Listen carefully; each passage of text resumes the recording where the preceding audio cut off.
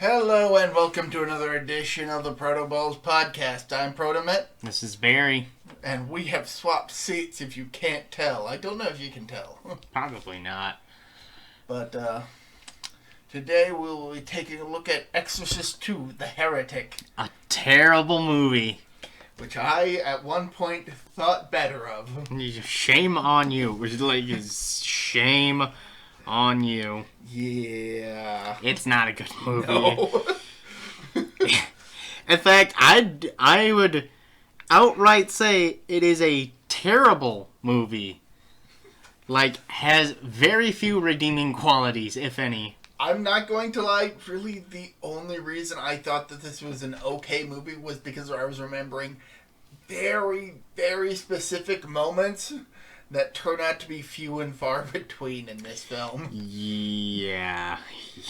Because once I actually watched the rest of the film after how many years of not, it's just like... Yeah. So here's the deal,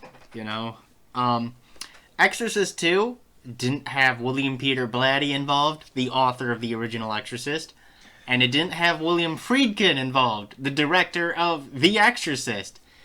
And that was due to a number of different disputes they were having with the studio. Instead, who they got was Sir John Boorman, the director of Deliverance. So, which explains Ned Beatty's appearance in this movie at one point. He just randomly shows up and he's just there. No reason why. He's just not even a super important role. It's just kind of there. Throw the dog a bone, sort of deal. Which is not to discredit the actor. I like. I'm just not terribly familiar with his work. I like it. I like him. It's just he had no business being in this movie. He plays a nothing character. If there are two people that actually return in this movie, and only two. It is Max von Sydow as Father Mary. 3? Yes. Louise Fletcher or Kitty Wynn. Who reprises her character as as Sharon Spencer from the previous movie. A character that we kind of glossed over, and which this movie gives more prominence. Yeah, she's a side character in the first movie. She's I guess the babysitter or whatever, the maid. Caretaker. Yeah. But the two main characters that return is Linda Blair as Reagan McNeil and Max von Sydow as Father Merrin. It's spoilers for anybody who didn't listen to the previous podcast or didn't watch this movie. Shame on you for not doing either of those, but mostly that latter bit. His character is dead. Yeah, Father Merrin dies in the last film, and he's brought up here as a central character, but only in moving the plot forward. Yeah, only in flashbacks, and he is the MacGuffin of this movie, which is hilarious when you think about it. He is the central item of which this plot revolves, which is crazy. I mean, I wouldn't necessarily call it a MacGuffin, since the entire idea of a MacGuffin is that it's a mystery item that is super important in the plot, whereas this character is just a central figure despite not being in the film very much. But the whole... I understand what you mean. I'm just saying that MacGuffin has a different meaning than what you think everybody, a MacGuffin is an item that everybody is searching for in the movie, or is an item of great import. But which is not properly explained. I get say the Matrix of Leadership from the Transformers movie, or the contents of the attaché case in Pulp Fiction. Yeah, right. Well, the MacGuffin, in the Maltese Falcon, it's like a statuette that everybody's trying to get because it's worth a lot of money. That's also what a MacGuffin is. It's just an. I'd have to look up what the actual definition of a MacGuffin is, but I don't think that's really a MacGuffin. Regardless, the film starts with a priest, Philip Lamont. An object or device in a movie or book that serves merely as a trigger for the plot.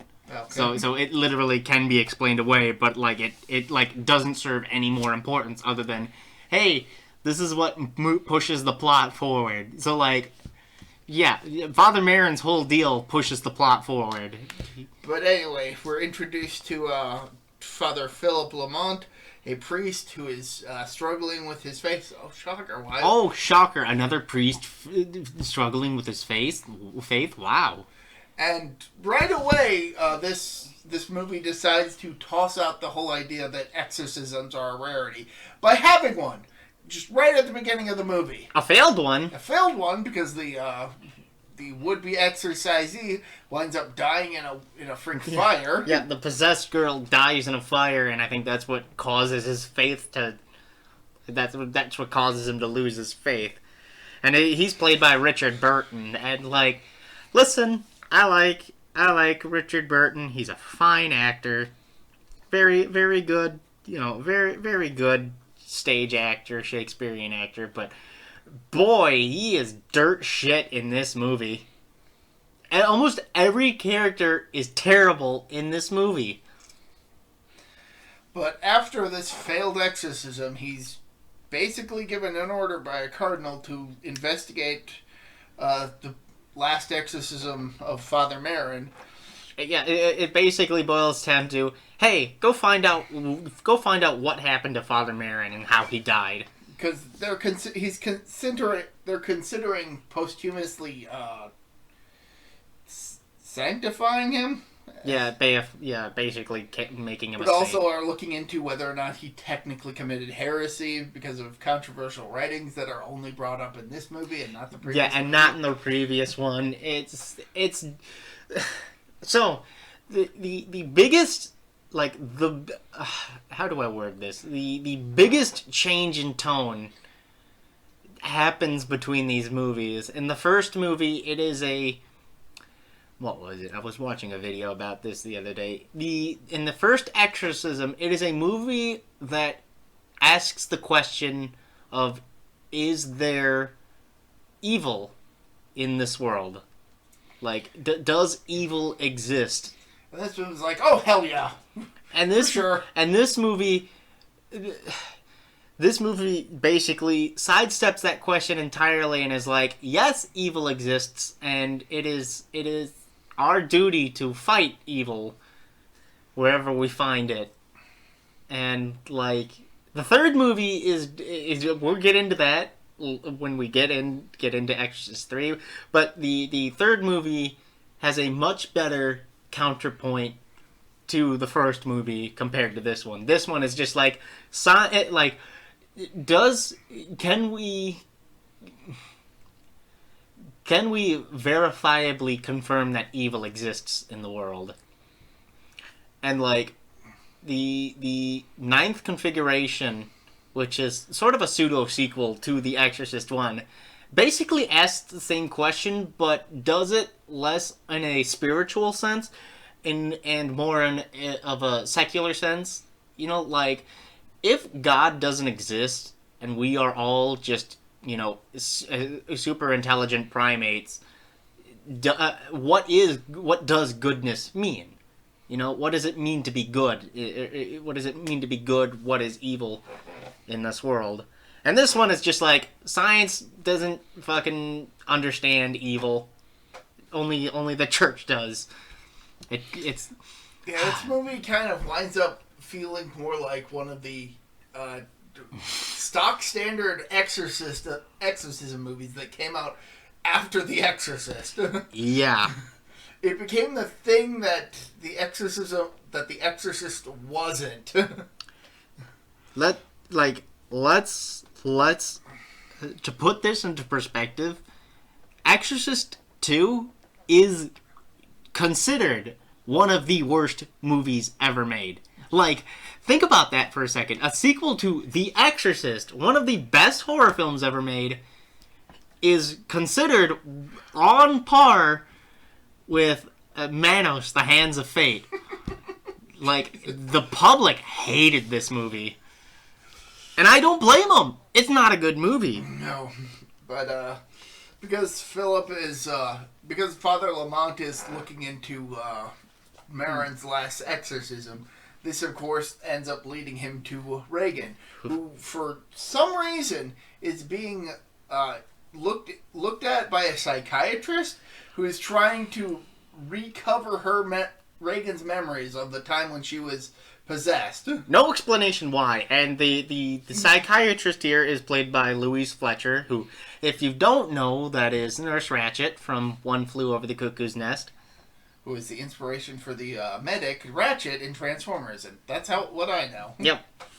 She's a really good actress. She has no business being in this movie because she deserves to be in better movies. The same could be said about pretty much all the actors. pretty much everyone here.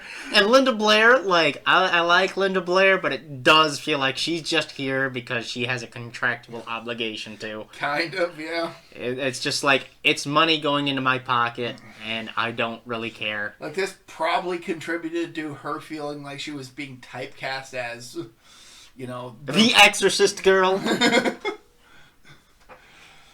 But... yeah, she's being looked at by Fletcher's character, Dr. Gene Tuskin. So I guess the whole deal is that Tuskin, the psychiatrist, Dr. Tuskin, believes that Reagan has repressed her memories, not that she doesn't remember it, and for some reason she wants to bring out this completely horrifying and traumatic experience for reasons. Yeah, the movie never explains why the psychiatrist is doing this. And this is given the fact that the psychiatrist is shown to have numerous other patients with more tangible mental illnesses. I'm just gonna put a disclaimer here. The movie does not have a very good view on certain, like, mental illnesses. Not even mental illnesses. They're just mental traits. Mental traits. Like, there's some kids there who are explicitly said to have autism, and they're not treated with the best regard. And it's like, you guys do know that autism isn't a bad thing, although, some people will believe that out of some misguided ignorance. This is kind of weird when you consider that the previous movie had elements of kind of lampshading the horrible conditions of mental health institutions. And this movie doesn't do a whole lot to. I mean, it's not like it's a stereotypical asylum, but no, like this is like a sliding doors and shit. This is what people thought the future was gonna be. We're gonna have sliding doors. And everything's made of glass. Everything's made of glass. Nothing could possibly go wrong here. Our architecture for our balconies is absolute shit. Oh my god! We will get into that. And it's horrible. I swear to God, that scene on the balcony is terrible. And that's what made me realize this isn't a set. This is like Jesus Christ. This is an actual building. What the fuck were they thinking in the 70s?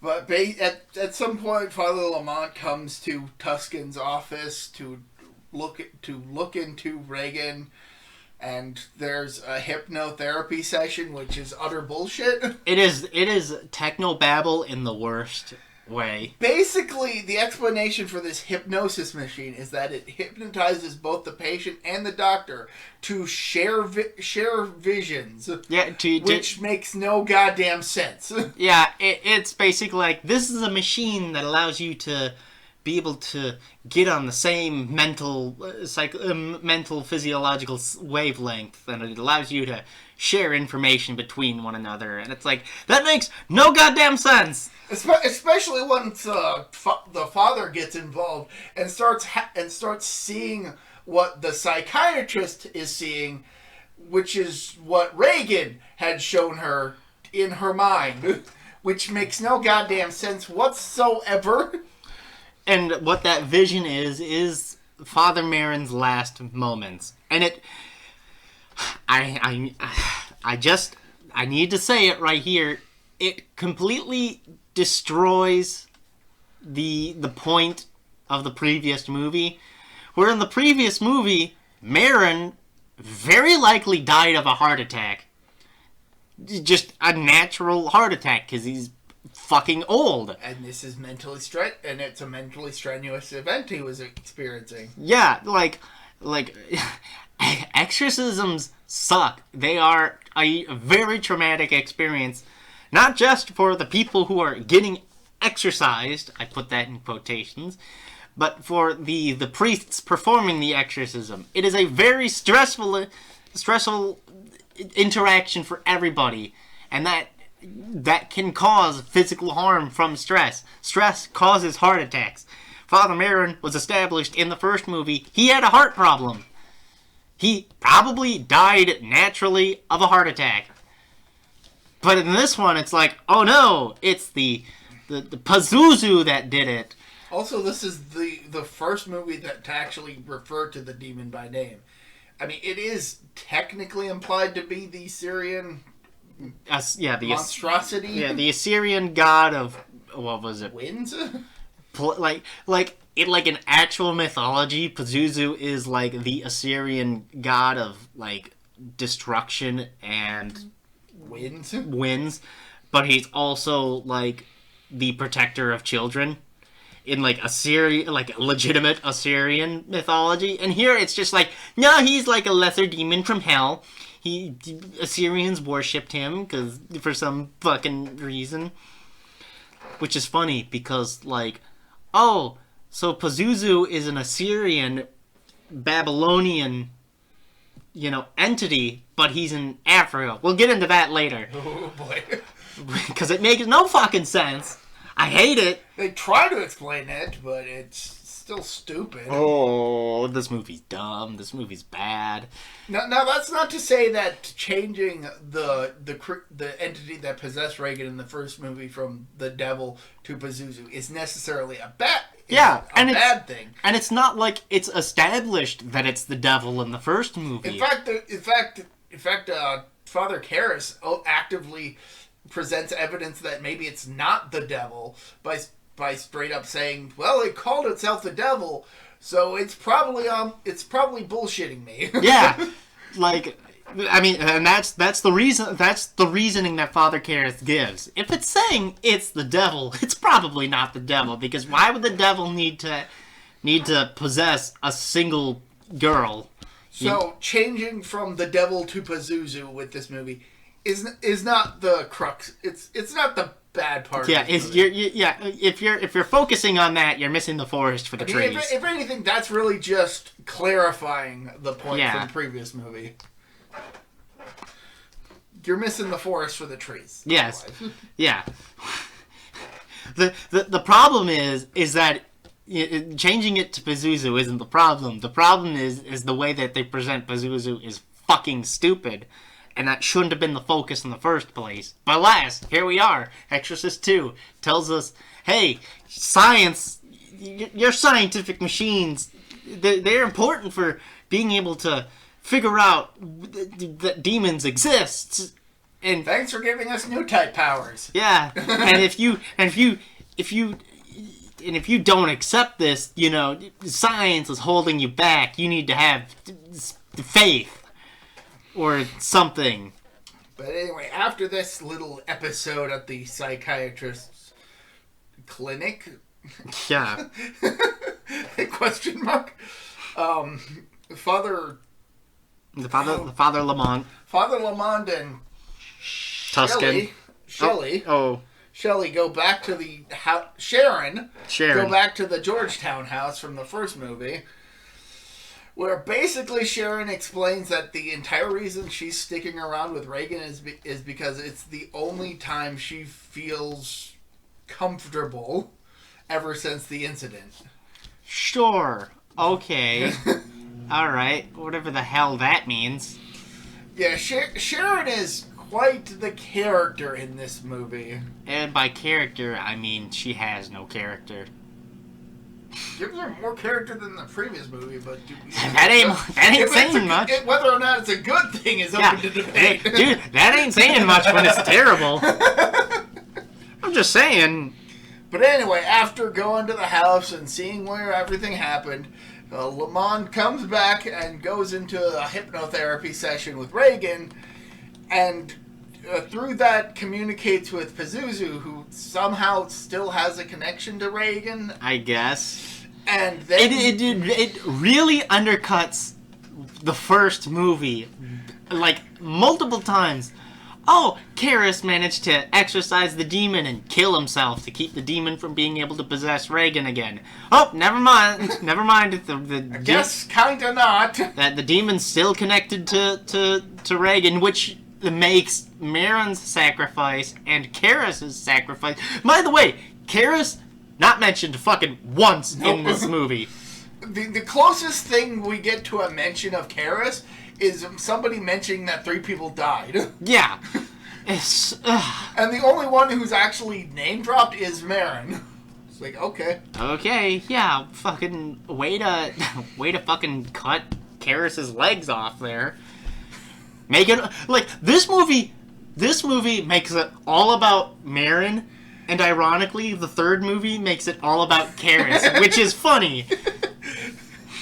Which is really funny, because the third movie is considered the actual sequel. Right. This one is just considered like, oh, it's a weird oddity. We don't consider it canon. But anyway, during this second hypnotherapy session, we're brought to Africa, where Marin is like a tourist taking pictures, and then a locust swarm comes, and this boy who tries to ward off the swarm with a bull roarer winds up getting possessed by Pazuzu. Kokumo. And his name is Kokumo. And this basically convinces Lamont to go to Africa to try and find Kokumo. Yeah, I am for like it's odd because Lamont. See, what happens is that Lamont figures all this out, right? He discovers all this crap. He has that vision, and there's a scene where Kokumo is like tied to a cross, and he's dragged up a fucking mountain and shit, and exorcised at like a mountaintop temple, whatever. It's fucking weird, dude, and it makes no fucking sense. I'm pretty sure places like that exist. Oh no, places like that exist, but you don't need to fucking exercise. I think the whole point was because that was the holiest place in the region. In Ethiopia. Yeah, the holiest place in Ethiopia. Alright, motherfuckers. Okay. One of the most Christian countries in Africa. And yeah, it's just some random temple. Couldn't take them to like a fucking church. Couldn't take them to a cathedral or anything. But God knows Ethiopia has many of them. I'm mad because it's like, it's so stupid. It's stupid, and it makes Ethiopians, it doesn't make them look good. Honestly, you have to climb up a mountain to get to a holy spot instead of making ladders and, I don't know.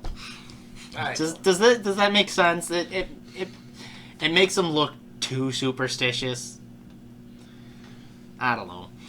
But yeah, so there's this whole song and dance. Lamont goes to Africa to find the temple and everything. And that's after being told not to by his superior, by the cardinal. Yeah, the cardinal is just like, you look, we kind of were concerned because Marin was talking about like psychic kids or something, and we were kind of hoping you would be able to investigate that and maybe prove that maybe he didn't become a heretic in his last moments. And now you're talking pretty heretical shit. Maybe you should take a break. Go on retreat. Basically, they're firing him without firing him. They're just like, you need to go away for a while. But he ends up going to Africa anyway. Right. I'm going on vacation to Africa. Oh, yeah. There's a scene with Ned Beatty delivering a crucifix to and he was like some island. He was a side character there for 5 minutes. And all he's really doing is taking Lamont to the rest of the film. Mm-hmm.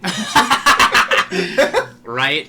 And by the way, during this time, Reagan and Lamont are like psychically linked now for some reason. And Reagan is starting to exhibit odd behavior once again.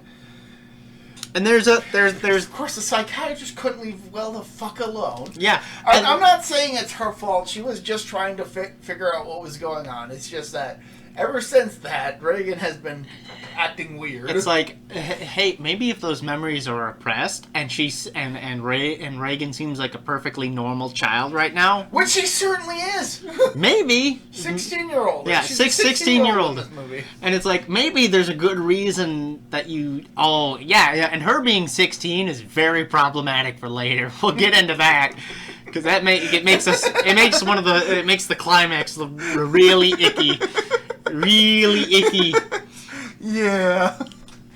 But yeah, and it's like, hey, I mean, if she's exhibiting normal traits and, you know, the repressed memories are not being a bother to her, maybe you should leave well the fuck alone. Yeah, like, the biggest question is, why is Reagan seeing a psychiatrist, and why is said psychiatrist trying to dig up the past? Right. It would be one thing if it's Reagan trying to come to terms with her exorcism, with the horrible experiences of that. Because she, let's say in this movie suddenly she maybe the film could have opened with the balcony scene, which we're about to talk about. Right. I mean, yeah. If it opened with that, and Reagan, then maybe that would have a better explanation for why the psychiatrist would be looking into her past. Yeah. But no, it's not until after like the first or second hypnotherapy session that Reagan just randomly gets out of bed, walks out to her balcony, and goes right to the edge of the balcony, which has shit all to railings. It's got like it does have railings, but there are like gaps between the railings. Yeah, there's a good like 5 feet gap between those railings, and it's like, what kind of building is this? Oh, it was the 70s. And it's like the cinema, you can tell that this is not a set. This is like an actual fucking building because the windows are reflecting other buildings. Like, this is not a fake set. This is an actual set. It's horrible, dude. This movie. And just before she can walk over the edge, Reagan is snapped out of it by a group of birds flying past. Yeah. And she shouts loudly enough that Sharon goes to look in on her, and she acts completely normal, as though she just walked out to feed the birds, and she didn't just sleepwalk to the edge of the balcony. Yeah, acts like nothing happened.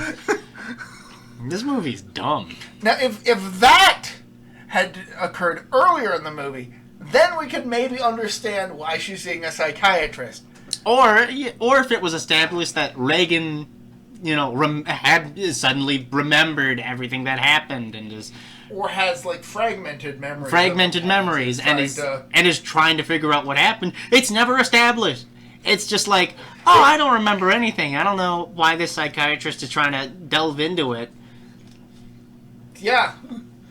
Like, unless her, like, and the other thing, to put it on the other foot, if the mother had ordered this, why? Why would you have your daughter go through this traumatic experience again? Again, it would make sense if it were because of weird behavior, but even then, It's never established! It's not even in this movie. It's explained that she had to leave to be on a set. Yeah, she's on-site location. She's filming on location. This movie is terrible. It doesn't establish anything. It just assumes that we know what they're supposed to be talking about. To be a bit fair, it does actually explain that the mother's on location. Not that. The whole crux of the film, it assumes that we know what is going on. We don't know fuck all. Let me be very clear. If you watched Exorcist 3 without watching Exorcist 1, you'd fucking know what's going on because everything gets explained to you piecemeal throughout the movie. In this one, it just assumes you know everything about the first movie, because it assumes you've seen the first movie, and doesn't explain anything further. It's just, here's a psychiatrist, we're trying to figure out Reagan's memories. Why? Why are you trying to do that? Is there a specific reason? Did Reagan ask for this? Never explained. Did the mother ask for this? Never explained. And even if you did see the previous movie ahead of this one, there's still a lot of questions. Like, why is Reagan at the psychiatrist? I know we're harping on that point, but it's a major plot detail that is just glossed over and never explained. It's the biggest plot hole of the movie. The explanation as to why Reagan is doing all this. And let's be honest, at the end of the day, it doesn't really matter because this movie's not canon anyways. Not anymore. Not anymore. This movie did so poorly that when they finally got around to making the next movie 13 years later, they just decided to forget that this even happened. Yeah, the only inclination that this movie is barely canon is that they never show the house in the third movie. And that's not a spoiler for the third movie. That's just what happens. They don't show the house in the third movie, possibly because of what happened in this movie. And they're like, well, we don't want to confuse viewers. Right. We'll get to that later. We'll get to that at the end of this review, because it's stupid. So yeah, Lamont's in Africa. The Reagan's getting ready for a whole song and dance. I don't know what the fuck. This movie is all over the place. Kinda, yeah. Like, literally, I'm not joking.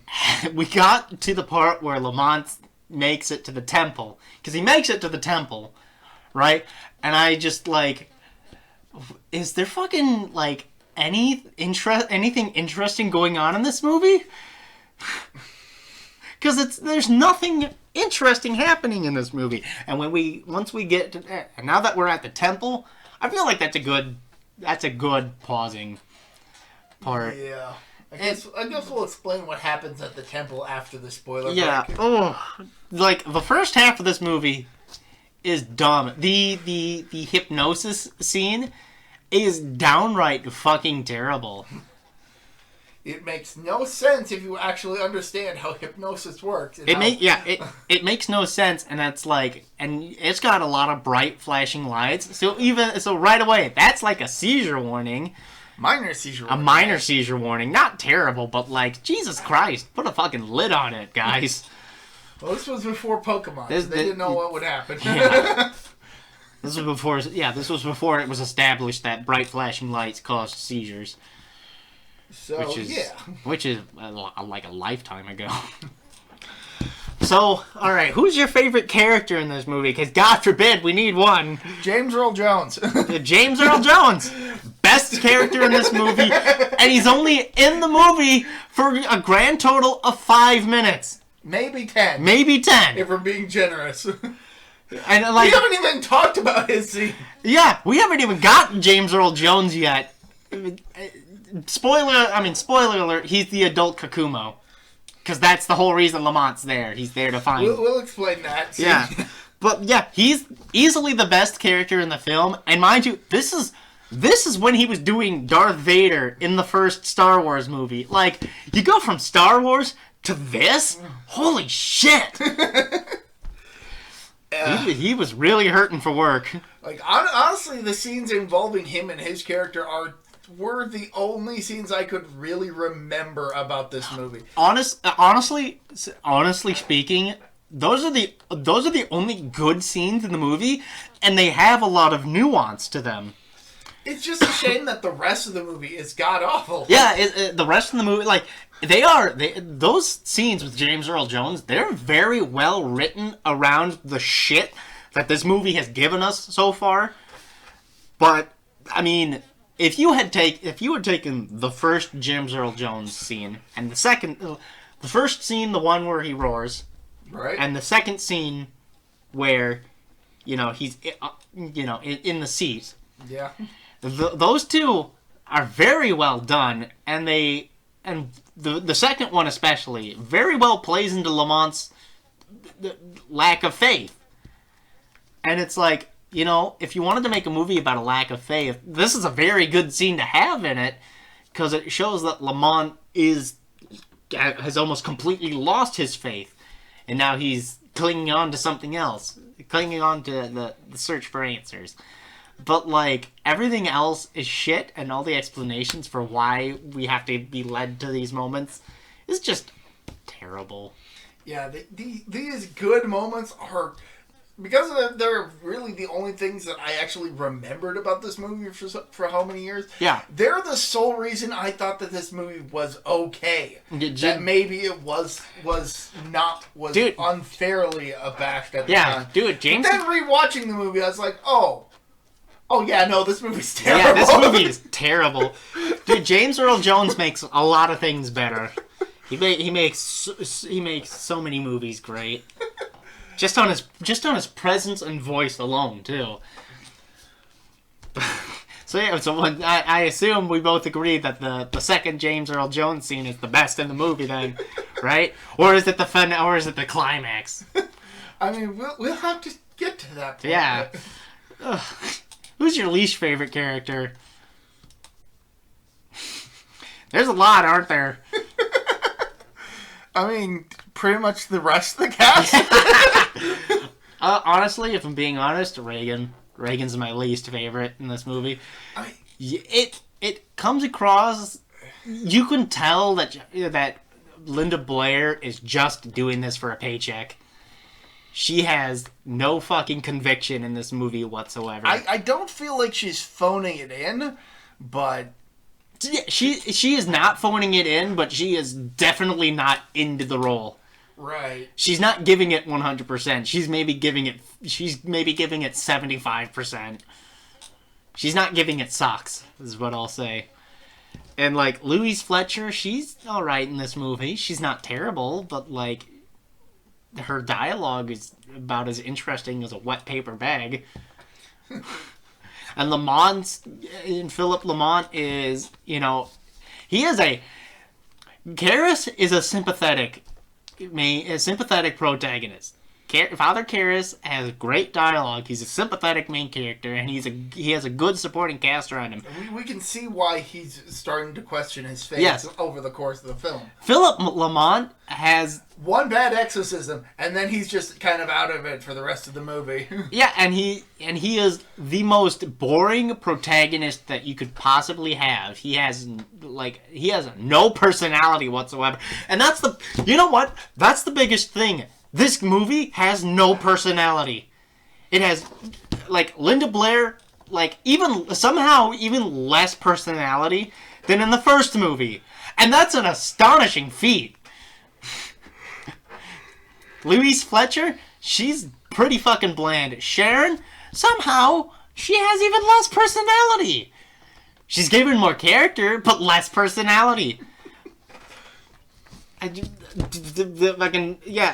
Father Lamont, zero personality. James Earl Jones, he at least has personality and presence. But that's mostly because he's James fucking Earl Jones. Ned Beatty's character has more personality than all of the other main characters. That's how bad this movie is. It is a bad movie, but even more criminal is that it is a boring movie. I am willing to watch. I'm pretty sure we've said this before. I am willing to watch a bad movie compared to a dull movie, but somehow Exorcist II: The Heretic is both bad and dull. It is a bad, boring movie, which is an astonishing feat because most movies, they're one or the other. It's crazy. So to liven the mood, get us out. 3 out of 10.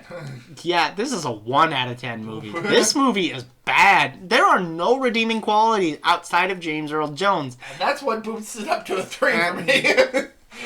James Earl Jones, but that's the problem. James Earl Jones doesn't save this movie. No, I never said it. No. I never said that it does. I'm just saying that I liked his scenes enough to boost up the rating. I've seen Manos: The Hands of Fate. We're never reviewing that movie. Okay. But that is a 5 out of 10 because it's so bad it's good. It's fucking hilarious. But this is just bad. Mm-hmm. This is a bad movie that's no fun to watch, and I wouldn't wish it on anyone. It is just not a movie that's worth watching, and it's no wonder why Warner Brothers never drudges this fucking thing out. We were literally at Walmart today, and we saw an Exorcist DVD by the dozen. There was a lot of them. I saw 2, but okay, dozen. They're a dime a dozen. An Exorcist DVD is a dime a dozen. You will never find an Exorcist II DVD anywhere, sitting anywhere. I can't even find an Exorcist III DVD, but I mean, that's mostly because 2 did so. The Blu-ray I have is from a company called Scream Factory, which is a subsidy of Shout Factory. Oh, which one? 2? Yeah. Okay. I was gonna say. I hope you didn't get the Scream Factory version of 3. I might have. Oh, that means we'd have to watch the director's cut, and I don't want to watch that. Well, that has 2 versions. Okay. Yeah, we're watching. I'd have to look to see what it is, but we're watching. Yeah. The long and short of it is this movie was released on home media by a different company. Yeah, than the first movie. and it had to be, and you have to go out of your way to find it. It's just, I've said it enough. This movie's a bad movie. I don't need to reiterate why it's bad. It's not a good movie. So yeah, any recommendations? Guyver. Okay. Since I'm not even gonna try to be spooky because this movie is not trying very hard. No, either. and that's the worst part. This movie isn't scary. You think, like, Exorcist 1 is great. Exorcist 3 is great at spooks. This movie doesn't have any. Ooh, insects, locust hordes. Oh, I mean, I guess if you're afraid of insects, that would do it. But anyway, Guyver. It's a manga series that started in the 80s and is kind of a take on the tokusatsu genre. No relation to MacGyver. No, none at all. The premise is that a high school student, Sho Fukumachi, while out with a friend, happens upon this device which ends up fusing to him and basically turning him into a bio-armored superhuman called a Guyver. And now he's being pursued by a sinister organization called Kronos, which has created a number of monstrosities called Zoonoids. And they are trying to get their hands on Sho's Guyver unit because a lot of lore, it's got a lot of lore going on behind the scenes. There have been like 2 or 3 attempts to adapt the series into an anime. There was a movie which takes a lot of liberties with the plot, but in like a good way. There was a 12-episode anime from like the 80s and early 90s that just kind of stops at one point. There was a 26-episode anime from the early 2000s that gets further in the plot, but still ends on a cliffhanger, and for more or less a cliffhanger. And the series has still been going on in print form, but I think perhaps the one piece of Guyver media that you really should check out is the American film. It's actually incredibly well done. Fantastic special effects, a fantastic translation of the source material to live action. It is. I watched it yesterday. It is great. You got Mark Hamill, Jamie Walker, John Barrowman. Yeah, John Barrowman's pretty good. It's fantastic. Great special effects. Had a pretty good sequel from what I understand. I haven't seen it yet, but I do know that David Hayter is in it and had actually used his character from that movie's name as his stage name for a while. And for those of you who don't know, David Hayter is Solid Snake. Yep. Reminds me of the American Fist of the North Star movie. Who was it that starred in that one? I can't be bothered to remember. I haven't even seen that movie. Yeah, it's so bad. That one's another one. It's so bad, it's good.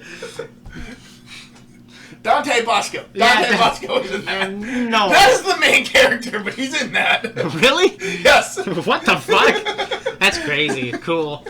Cool. I think that was a pre-Hook, so of course pre-Zuko. Right. But... Oh, yeah. But yeah, pretty good series.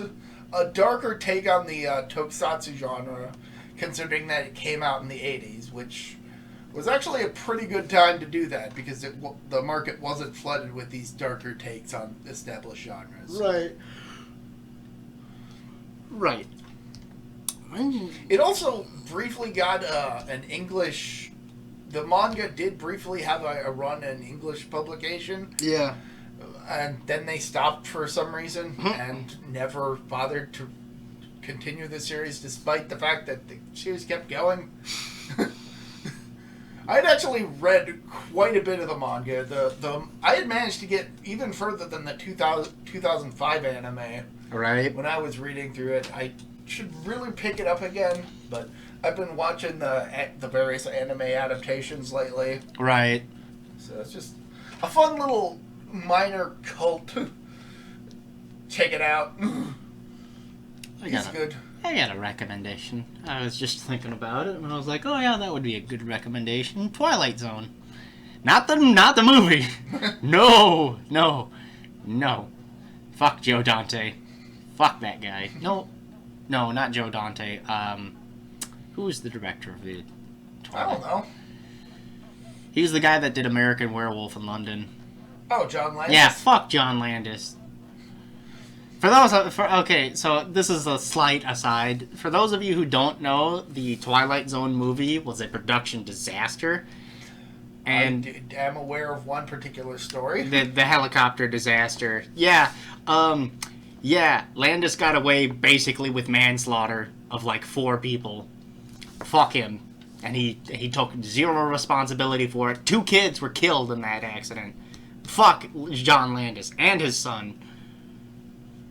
Yeah, fucking terrible. The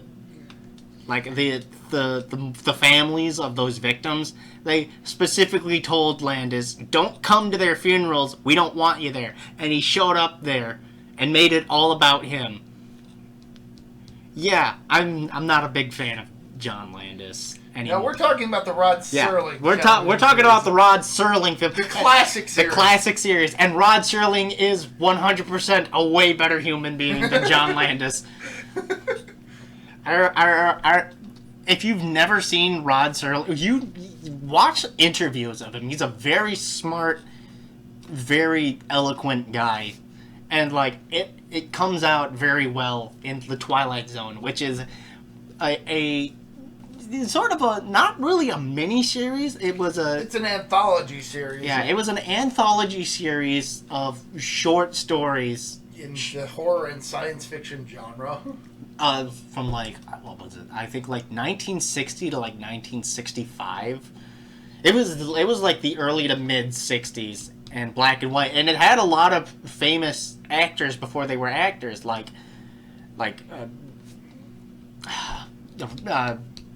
Shatner? William Shatner was on there. So Twice.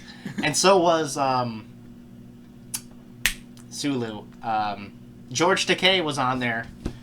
Also, like in one of his earliest roles.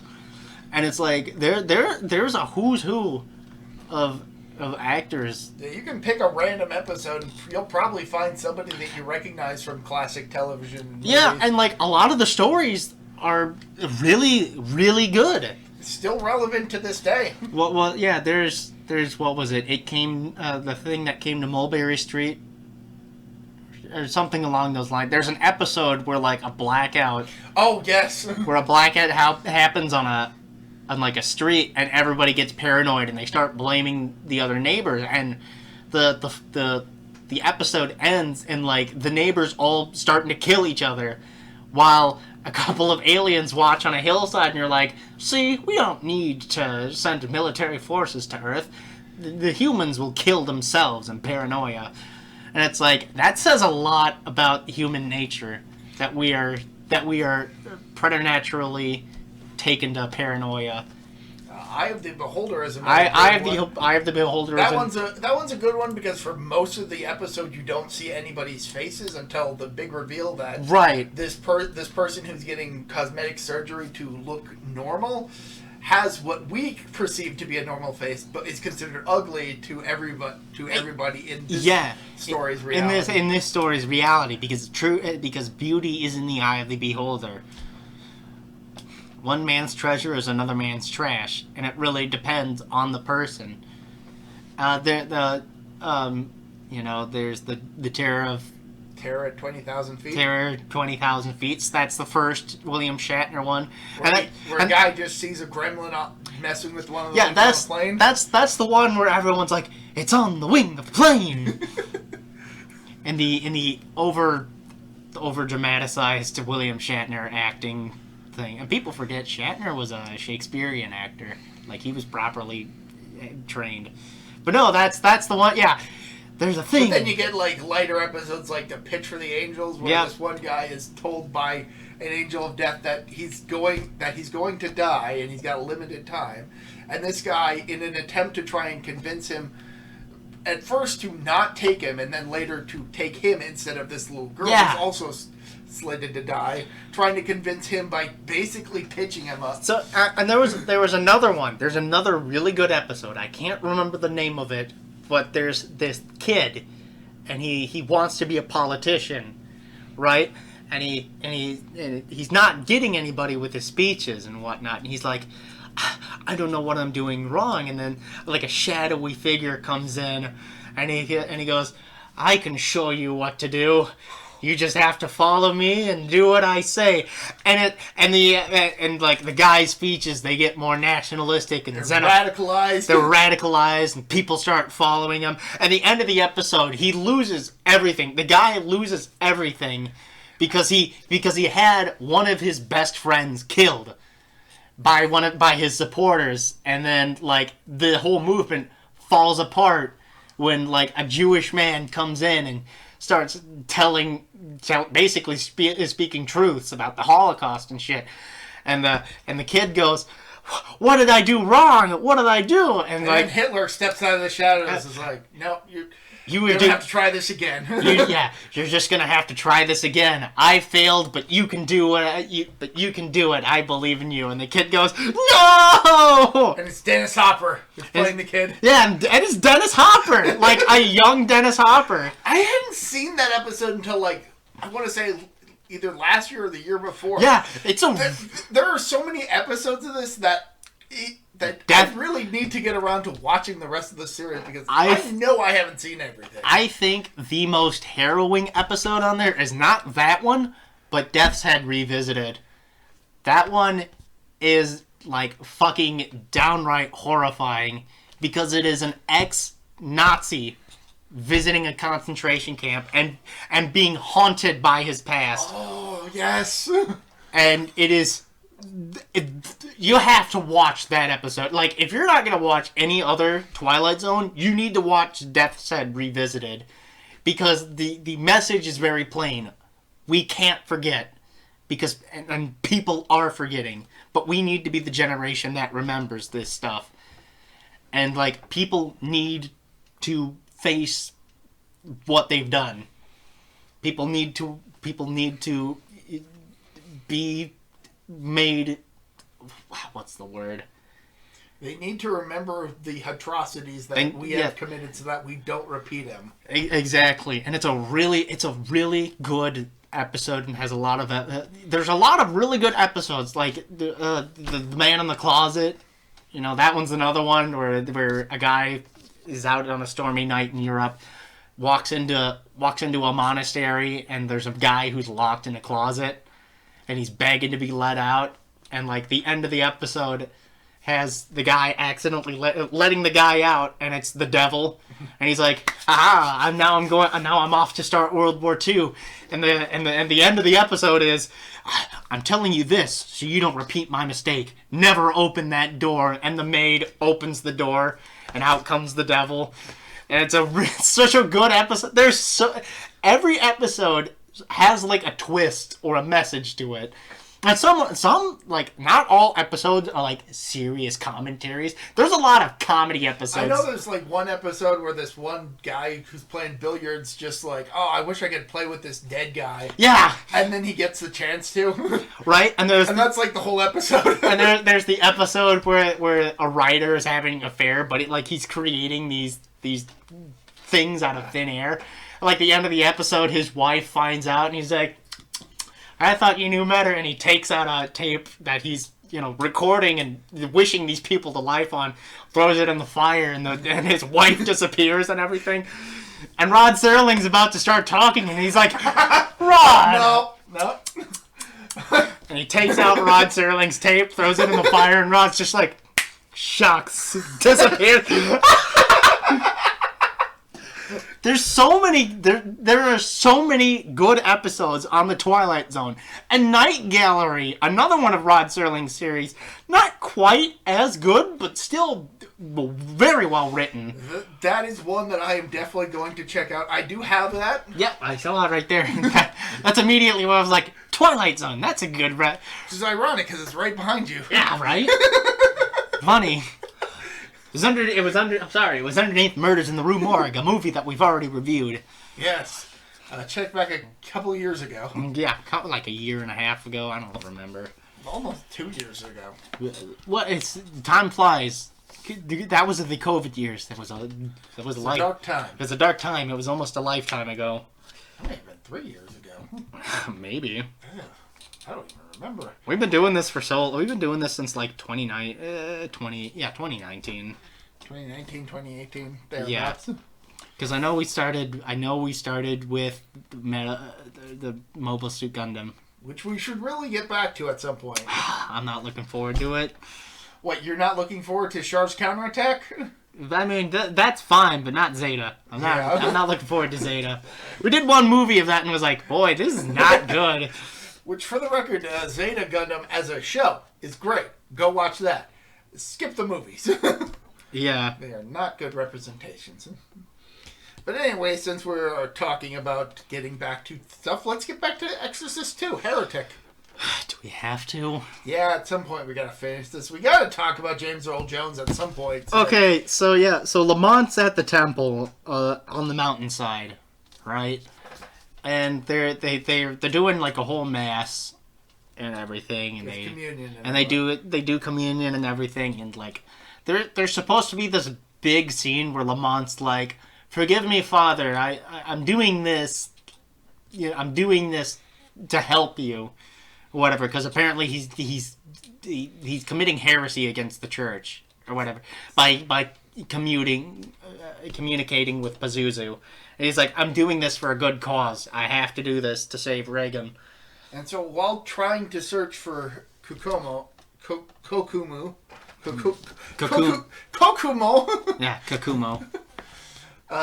He did at one point get a vision of like a mud city to search for, to try and find it. Right. So he decides to go to the... Well, and it's funny because he's like, hey, he mentions to like the head priest, hey, there's a body nearby that I saw in a vision that you guys should really check out and everything. And they go and they find this body because during Marin's exorcism, a guy fell off the mountain and got like wedged in a rock somewhere. I was like, oh, and you say you saw this in a vision? Devil worshiper. Yeah, and they start stoning him. He specifically mentions, yes, Pazuzu showed this to me, and they're instantly like, you're a devil worshiper. Get the fuck out of here. To think we shared blood and bread with you. Yeah. And so, like, and Reagan's doing, like, a song and dance Broadway show. Not a Broadway show, but, like, a show. I think at one point prior to that, though, she basically communicates with this girl who's incredibly shy and gets her to open up. And that makes the mother incredibly enthusiastic because she's never spoken before or something. And it's like, that's great, but this has nothing to do with the plot. And that's earlier in the movie when Lamont's there, too. Like, it has... I suppose it's like, oh, well, you know... I get that the implication is that everybody that Pazuzu has been targeting is somebody who at later point in life will be a healer, or of somebody of great importance to other people, and that's basically what this is helping to establish. Yeah, and it's just like, that's fucking stupid. Like, going back to the first movie, that's fucking stupid. Because the entire reason that Pazuzu... The implication that is that Pazuzu possessed Reagan after she used a Ouija board. Yeah. Which, you know... Makes that technically random. Well, now we got Pazuzu selecting his victim because of future chance.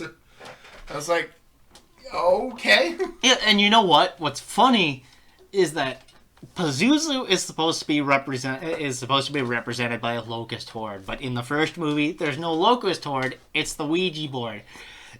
Fucking Captain Howdy. Yeah, be fucking consistent, movies. If you're not gonna be fucking consistent, what's the fucking point? If Pazuzu it shows up as a locust swarm, like, never mind. They're trying to make sense of this movie is like trying to fit a square peg in a round hole. It doesn't really work. Logic doesn't apply here. But anyway, getting back to Reagan having a fit at a theater show, like in public, in front of everybody.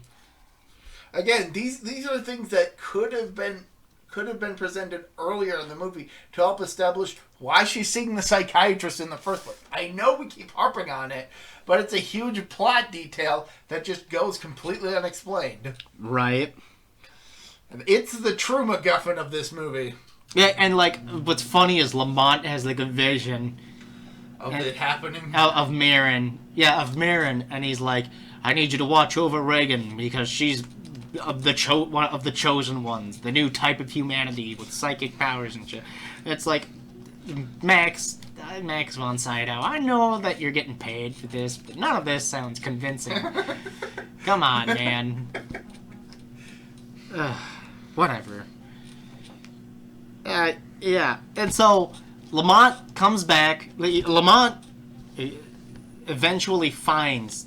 He eventually meets Ned Beatty's character who takes him to this city.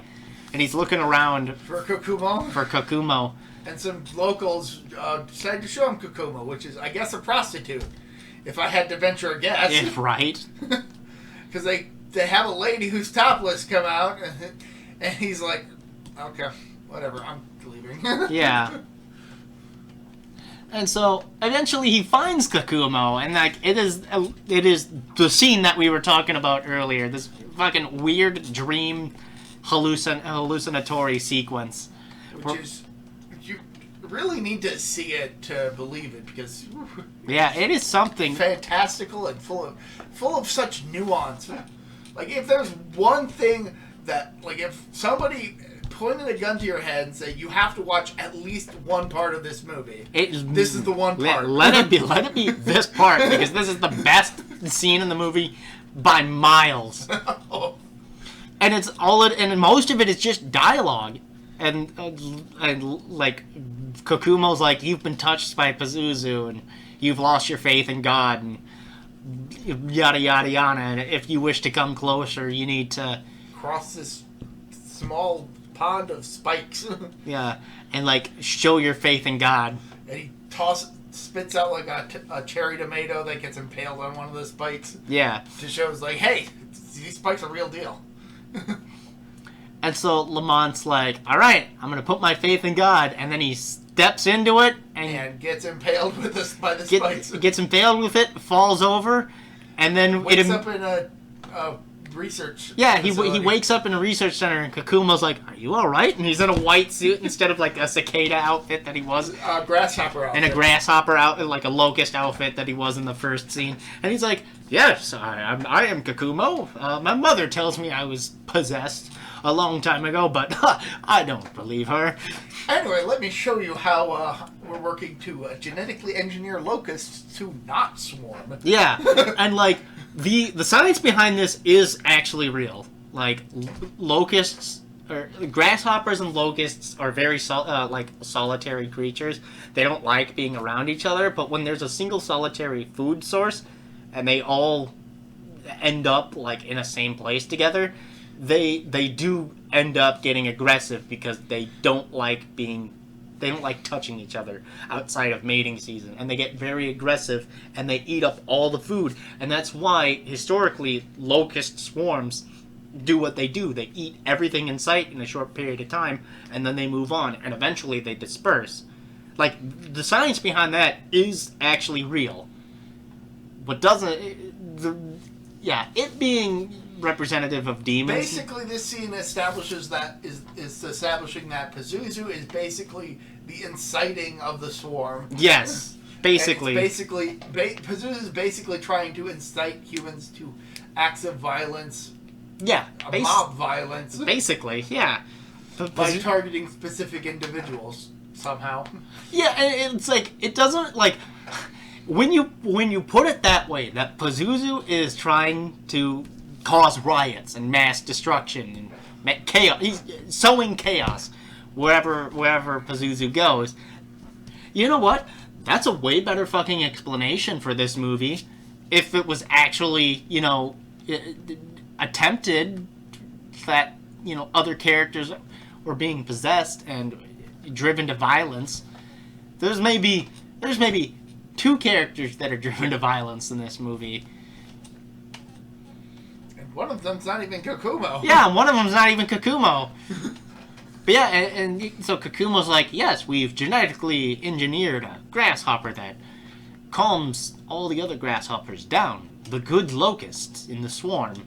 And so that's basically what Reagan is supposed to be in this scenario. No, it's what Lamont's supposed to be. No, it's Reagan. I'm pretty sure the implication is that Reagan is the good locust. I don't know. Who's because it does come up later where she calms down Lamont and I guess breaks him away when he's become psychosis. When he becomes So, long story short. At least that's what I was interpreting it. So yeah, that's James Earl Jones. That's it.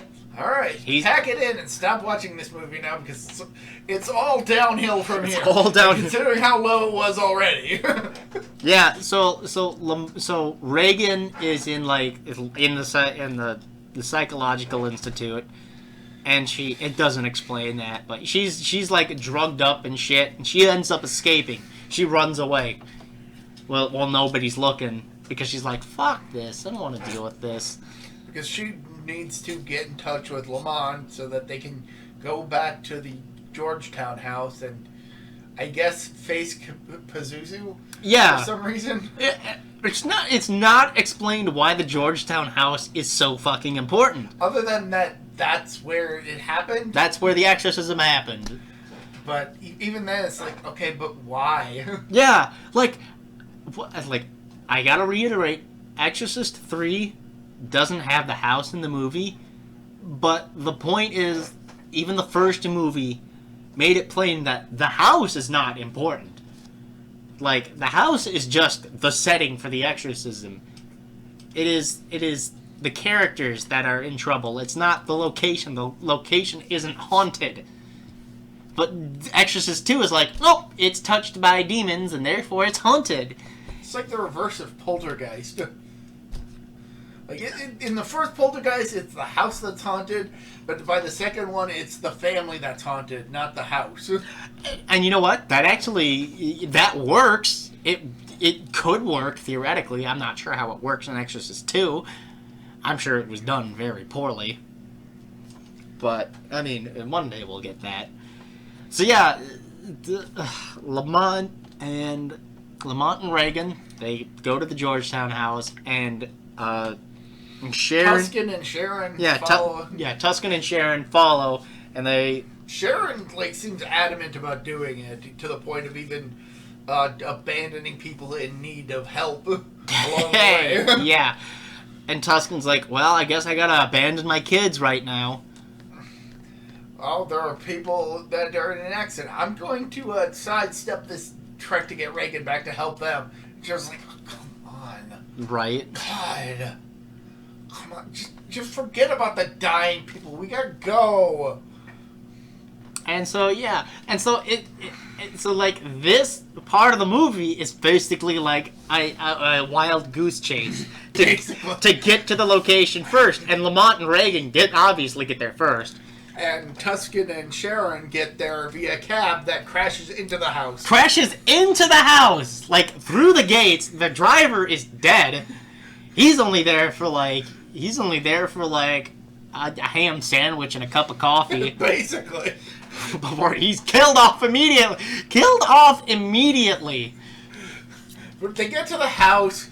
Sharon manages to get out first. Tuscan's begging for help, and Sharon's doing nothing. And then once Tuscan finally manages to get out, she wants to get in the house, but Sharon's like, no. And then she sees like the gasoline and the trash headlight. It makes me wonder. It's like, okay, was Sharon possessed by Pazuzu now? That's what I'm thinking was happening, because what? It is literally one of two things. It is either Sharon is possessed by Pazuzu and doesn't want Tuscan to interfere in this, or Sharon somehow had some divine intervention and was like, no, they must go this alone. Let them fight. Let them fight, and decided her self-sacrifice would do it. So she steps on the headlight to ignite the gasoline and basically immolates herself on the front porch. And no one's around for it. Not right away, no. They all come in the aftermath of this, which is so fucking stupid. Lights are on. They start swarming in the aftermath of this as though they just now noticed something wrong. Like they just heard the crash. They didn't hear a whole house collapsing. That is a thing that fucking happens, because Lamont... And here's the thing that's really icky. They go into the room. Oops. They go into the room. And there's a doppelganger of Reagan who apparently had shown up earlier in the film. Just on the way there, but it wasn't in the version we watched. I think that may have just been in the original video release or whatever. I guess. Whatever. I just remember seeing it mentioned in the Wikipedia article and being like, that didn't happen. Yeah. But anyway, Lamont and fake Reagan. Fake Reagan is tempting Lamont. Yeah. With Reagan's 16-year-old body. It's really gross. And I know Linda Blair is like a full-grown woman at this point. But it's still gross. Yeah, she was like... How old was she? Hold on. I gotta look quick. Okay. 59, so... She was like 17, 18, so I mean, it's less... she was like 18. 18 or 19 but this movie takes place 4 years after the first movie, and she was 12 in that. So yeah, she's 16 or 17 in this one, and it's still weird. But anyway, the real Reagan is trying to snap Lamont back to his senses. That's why I think she's the good locust in this story. Yeah. Because she's like, Lamont, stop. No, don't do that. Stop it. Stop it. And the house starts to come to pieces, literally, for some reason. Yeah, Yeah. And so Lamont exercises Pazuzu or whatever. By basically beating fake Reagan's chest in and tearing out her heart or something. Yeah. He Kali Ma's it. And then the whole house falls apart. And I guess there was just like a whole cityscape on the other side of the house, because now that the house is gone, we just see like the rest of the city. Uh-huh. Well, it was built on a hill. I get that. Yeah. It kind of feels like it was a bit too scenic of a location for where it feels like it's located. Yeah, it's like, how do you have this scenic of a view with so many other houses in the vicinity? It was built on a badly designed set. It's like, and you know what's worse? The stairs didn't even come into it. It was the house, not the steps. Right. The steps is the crux of the whole first movie. Sort of, but it doesn't even factor in. We don't even have steps. Yeah. And so, yeah, Sharon dies because she fucking immolated herself like an idiot. And Lamont and Reagan just kind of go off with Tuscan's blessing. And then Tuscan is basically left there to explain to everybody else that just randomly is now showing up what's happened. Yeah. And the movie ends. God, this movie is terrible. One out of 10. This is a bad movie. I will still give it a 3 out of 10, but only because the James Earl Jones scenes are actually good. They are easily the only good part of this movie. I mentioned this before the podcast. I mentioned this a few days ago to someone who actually also likes the Exorcist movies, but also hates this one too. I was like, it is one thing to, like, imagine how terrible it is to go from, like, a 9 out of 10 movie, possibly a 10 out of 10 movie in The Exorcist 1. I don't think it's 10 out of 10. I think it's 9. I think I also agreed 9. To go to a 1 out of 10 movie, and then immediately afterwards to go to a 10 out of 10 movie. It wasn't even immediately afterwards. There was like a 13-year gap. Yeah, it's like 13 years later, you get a 10 out of 10 movie that is really fucking good. I'm really looking forward to talking about it. Okay. Exorcist II is a terrible movie. Exorcist III is my favorite out of the series. I don't care what anybody says. I just want to reiterate that there is a new movie coming out. And that one... We did not pick this trilogy to coincide with that. That's just... It just happened. Like, I like the extra... There are like 2 prequel movies that we are not going to be covering. No, fuck those. There's a TV series that we're not going to be covering. We're not going to be covering the new movie. No. And the movie, like, completely cuts out 3 as well. And it's just like, nope, I guess 3's not canon anymore according to Warner Brothers, but fuck you. I don't consider the new movie canon then.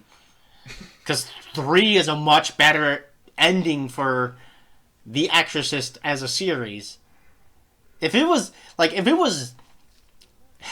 Exorcist 2 didn't exist and Exorcist 3 was Exorcist 2, I feel like the Exorcist series would be seen in much better light. But because The Exorcist 2 was so terrible, it immediately put the series on life support. The poor response to this movie was the main reason why the third movie was basically a reboot that ignored this movie. Yeah, it was honestly, William Peter Blatty didn't even want it to be called Exorcist 3 because he knew Exorcist 2 was so terrible. He wanted it to be called the same name as his book, which is Legion, which is a much more fantastic name for it. But the studio is like, no, we got to connect it to the Exorcist series. It's like, bitch, how many movies out there are connected to other movies without even needing the name recognition? And it's like, it's already connected to it. Anybody who's watched The Exorcist will know these characters, and like it establishes that, hey, this is a sequel to The Exorcist. It doesn't need to have the name. All it needs is tubular bells and the stairs in the beginning, and everybody will instantly know, oh shit, this is a sequel to The Exorcist. Have that be the surprise. It's not a fucking hard concept, but because they have to cash in on the name. And listen, like, I like The Exorcist 1. I think it's a bit overblown, especially nowadays. I don't think it's anywhere near as scary as people say it is. Because people say, oh, it's the scariest movie of all time. All time being like the 70s. Yeah, and it's like, dude, it's not even the scariest movie of the 70s. Alien came out in 79. And that movie is really fucking scary. And really fucking good. A lot of good movies, a lot of good horror movies came out in the 70s, let me tell you. So yeah, that was Exorcist II, the Heretic. And we got it to over an hour. Boy, this took more time than The Exorcist 1, I think. Although, to be a bit fair, we did do recommendations we did do recommendations, that's true. Exorcist 1 took like 45 minutes or whatever it was. Yeah, this movie's bad. Yeah. I don't recommend it to anybody. Nope. Watch Exorcist 1 and then watch Exorcist 3. That's all I gotta say. Alright, well, I don't really have much else to say, so... He's yawning because this movie was so boring. We'll see y'all later. Bye. Bye.